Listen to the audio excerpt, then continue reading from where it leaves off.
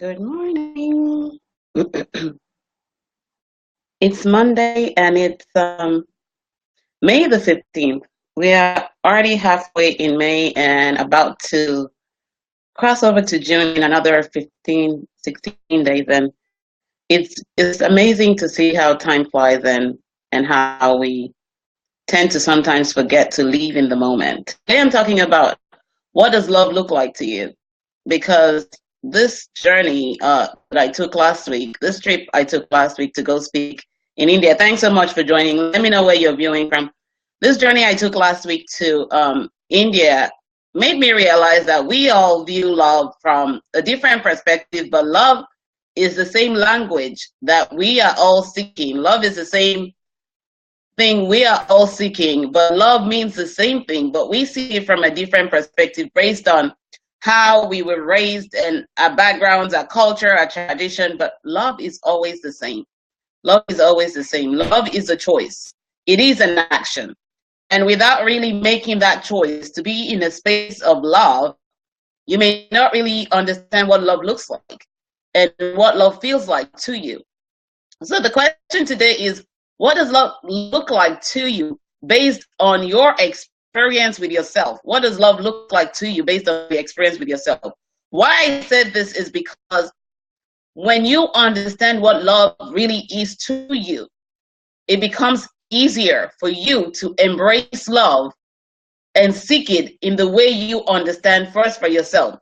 Most of the time, we don't understand what love is first for ourselves. We try to seek for love in other people. And that's when we get hurt. That's when we get broken. That's when we experience pain because we don't understand fully what love is first for ourselves. No one can give you the love. I've always said this. No one can give you the love that you don't have. Let me say that one more time. No one can give you the love that you don't have.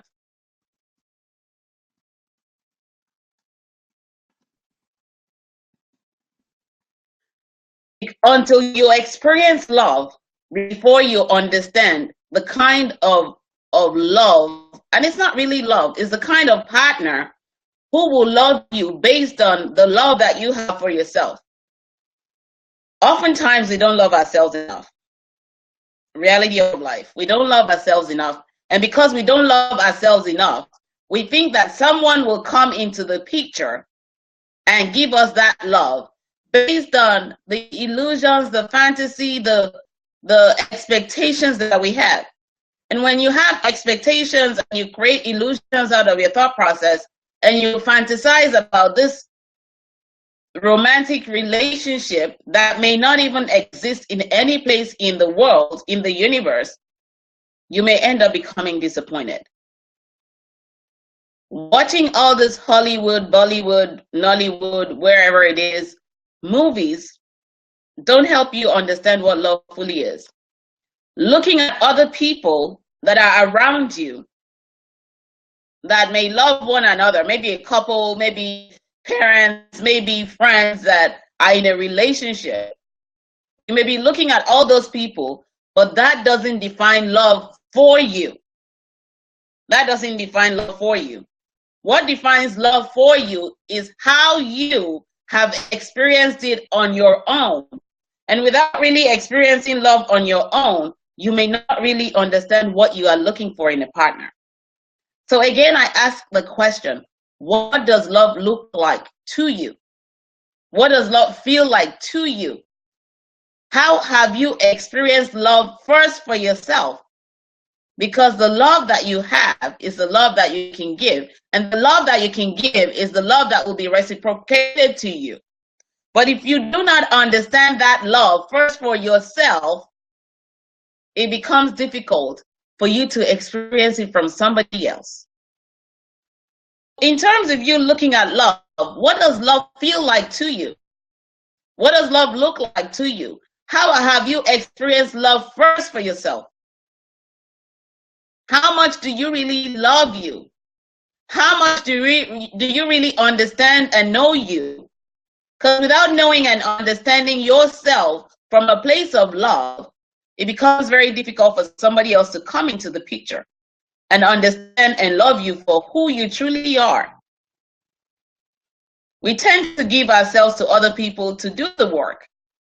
But without you starting the work of love in your life, it may be very difficult for you to experience it from somebody else's window. So the question again today is, what does love look like to you? How have you experienced love in your own life without anybody else in the picture? How have you experienced love in your life without anybody else being in the picture? Because when you experience love for yourself, it helps you understand the kind of partner you are seeking to be with. But when you don't experience love first for yourself, what happens is you get into the relationship.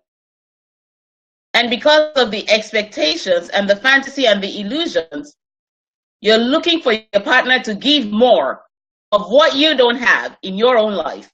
But they cannot give you what you don't have in your life until you have it. And that's where conflicts arise in relationships. So today I'm kind of doing a coaching session, a free coaching session to help you kind of really get into the bottom of issues. How have you experienced love first for you? How is that love going on for you in your own life? How have you really come to that place of embracing you in wholeness?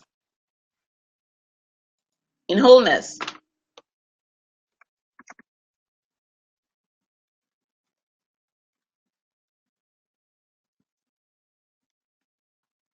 Give me 1 second.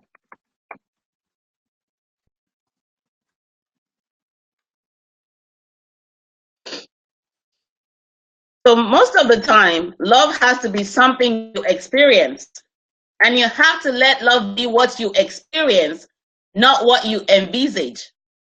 Let love be what you experience, not what you envisage. Because when you begin to envisage love, you will not experience it. Let me say that again. When you begin to envisage love, you will not experience it. You will not experience it. Envisaging love allows you to set unrealistic expectations. And when you have unrealistic expectations, they will never be met. They would only leave you in a funk. They will only leave you broken, heartbroken, when the other partner doesn't meet those expectations. So how have you experienced love in your own life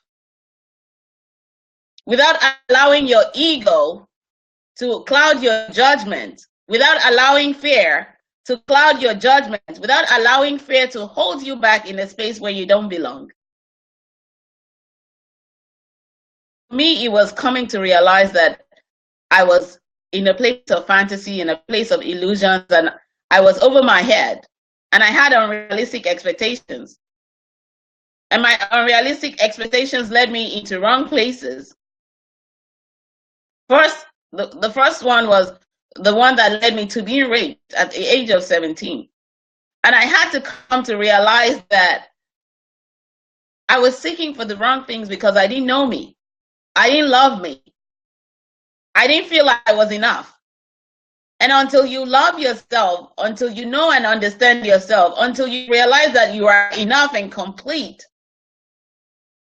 you may not fully understand what love looks like or feels like for you. And so the invitation today is for you to begin to experience that. I had the opportunity while in New Delhi, India, to coach three women in three different complementary sessions. And it was the same problem that we all were, all the three of them were experiencing: lack of self-love. And when you don't love yourself, it's hard for you to be able to comprehend what love fully is. Because you're looking at somebody else and saying, they can give me what I don't have. But we all know that when we don't give ourselves what we don't have, people may actually take away from what we have when we give ourselves away. But you have to come to the point where you're looking to be fulfilled first. As a woman, you were created to be a helpmate, a support. As a man, you were created to be the protector. But as a man, if you cannot protect yourself, if you cannot love yourself, you cannot protect a woman or love her as much as you love yourself. As a woman, you can't be a support or a helpmate when you don't know how to be the help for yourself first.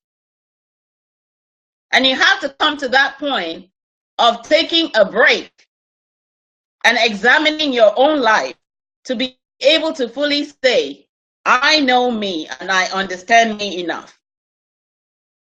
I love me enough. I've experienced what love is first for myself, so that when I do get a partner, I can really know what love is and I can share it without holding back, without having expectations, without really looking to get love, but looking to give it away, because love is about giving.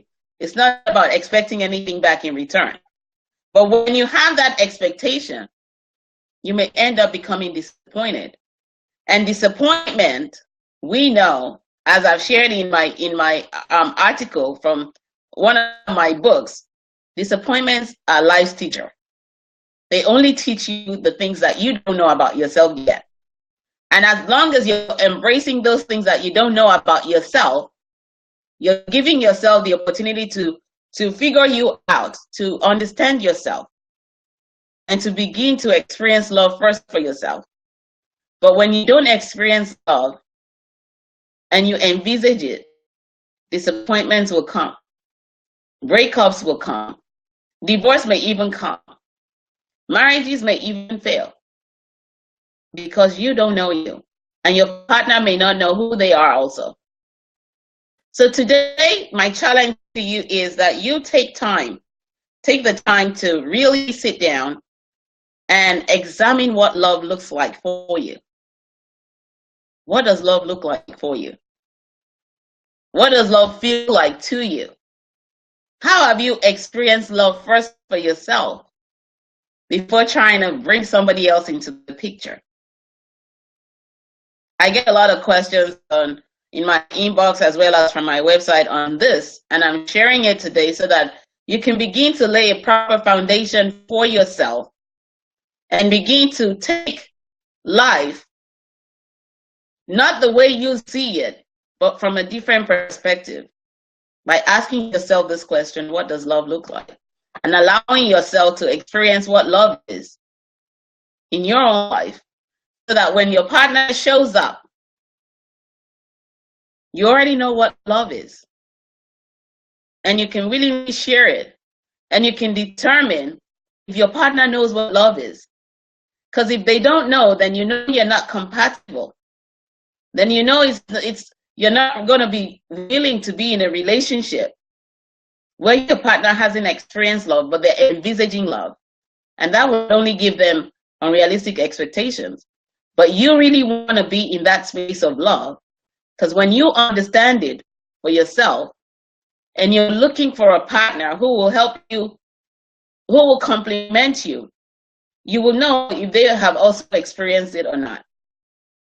If they haven't, it just means that's not the relationship meant for you, and you move on without any grudges or any hard feelings.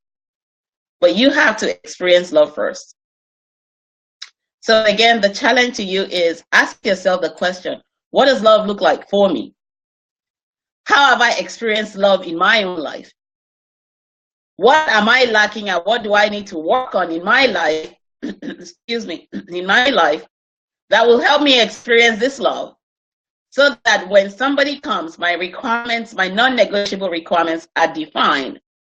I know my needs, and if they're not in line with my needs and my vision for my life, then the relationship isn't worth it. It's just going to be a time-wasting experience.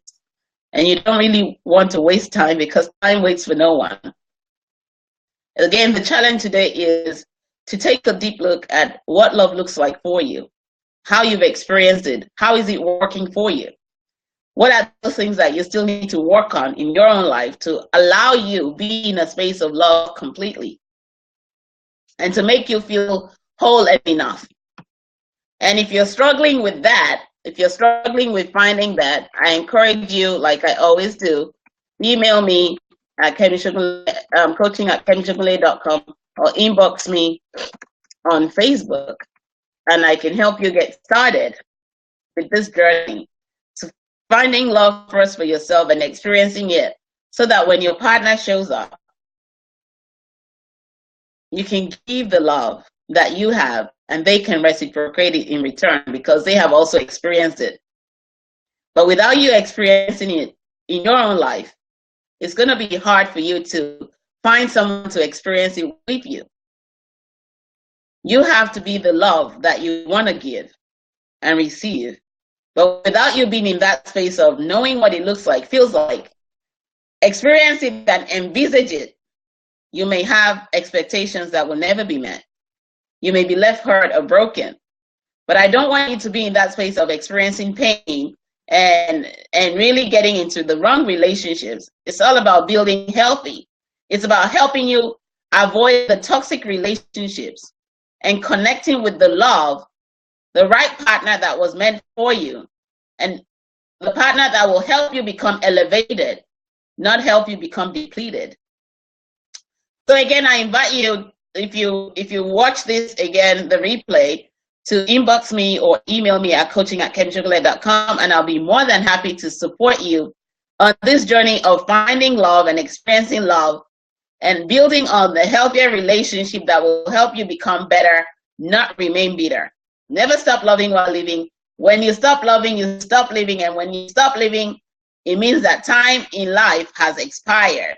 But while you still have the time, while you still have the opportunity to live, learn, and experience love, make sure that you have that love first for yourself, so that when your partner shows up, you have the love to give and they have the love to give to you. And if you're married and you haven't really experienced love for yourself, you can begin to work on yourself while your partner does the same thing, and you begin to resolve your conflicts and build on a healthier marriage while growing together in love. I hope you all have an amazing day, and I'll talk to you soon. Take care. God bless. Bye-bye.